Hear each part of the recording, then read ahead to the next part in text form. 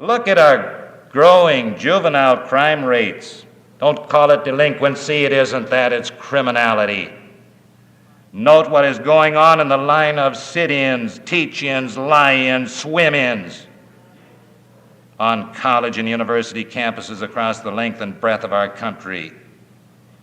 It has become fashionable nowadays among our university student bodies to honor Khrushchev or Castro or Kwame Nkrumah by lavish peace parades and so-called nonviolent demonstration, whilst red-blooded American heroes are hanged in effigy, their wives and families harassed by anonymous telephone callers, whilst public reminders of God and His divine Son, such as the cross of Calvary or even the crib of Bethlehem, are strictly verboten by the so-called church-state separators and the misnamed American Civil Liberties Union.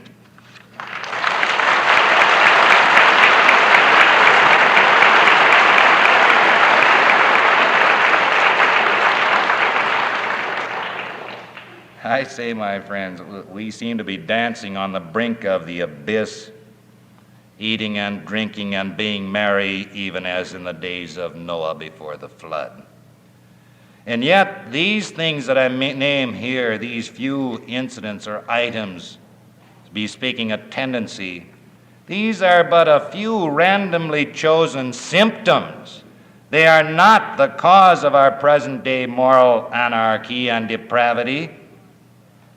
The entire picture would take volumes to present and to analyze, but running through it all like a parasite is the philosophy of alien-minded atheism, nourished, aided, and abetted by secularism.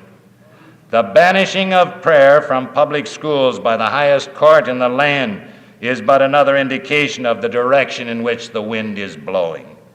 It is all part and parcel of a movement to take God out of the hearts of men and society. Most of the violent opposition, for example, to our private and religious schools, which are our last remaining independent schools, after all, most of this opposition comes not from religious non-Catholics, but from the purely this worldly materialists and secularists and atheists, who, estimating properly the religious and moral value of these private and independent schools, nevertheless hate their existence and strive to put them out of business so that the world can go on its merry way of creating a nation of pagans and jungle cats.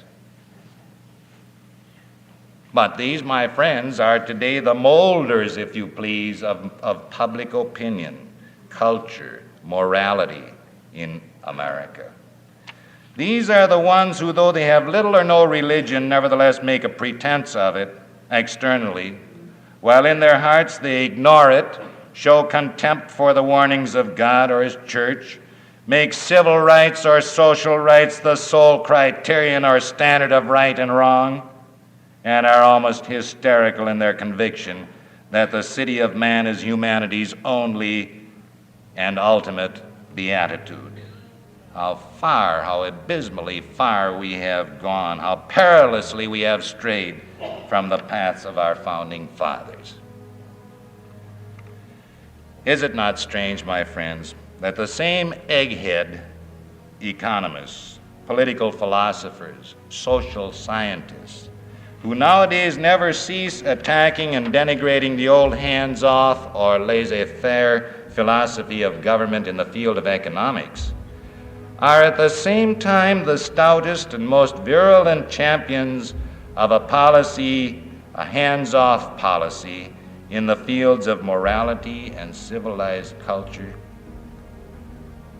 You and I know that nowadays no producer of material goods, no businessman or so-called capitalist, we heard the story of Mr. Maddox this afternoon, nobody in that category is free of government regulations and encroachments of the worst kind at every step of the way. And this, some of our liberal sociologists argue, is necessary for the common good.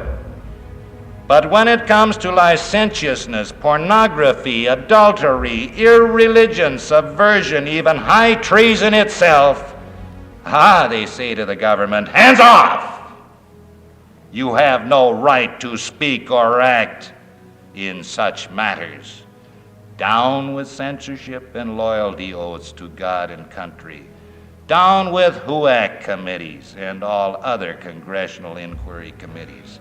You have no business, they say to our government, no business, even to suggest that Americans ought not be atheists, secularists, socialists, communists, deviates, perverts, homosexuals, liars, blasphemers, or anything else, which we, the elite core of liberal-minded secularist brainwashers, are trying to make of Americans.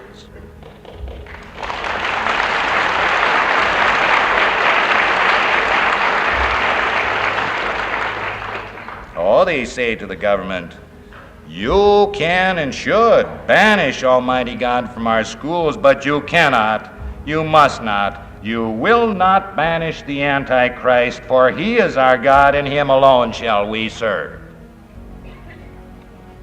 So in effect say the materialists, the secularists, and atheists in our midst. And I say to you, my friends, is it not time to put an end to this double standard in public policy today? We would not let a typhoid carrier near our milk or water supplies.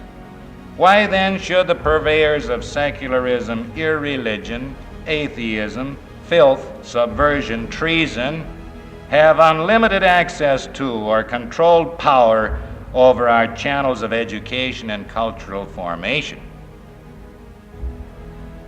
Well, the trouble is that those of us who would raise our voices in defense of right and decency, or who attempt to filter the moral smog from the atmosphere of today's degenerate, immoral society in order to protect the unwary, the innocent, and above all our youth from the vipers who feed on this.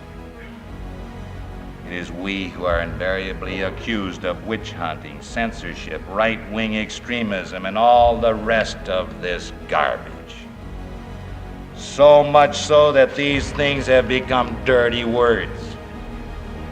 But censorship there must be, the censorship of conscience fashioned in the spiritual mold of God's law, the censorship of the Ten Commandments, and right-wing extremism there must be, the kind of right-wing extremism that rightly insists with the founding fathers that there is a God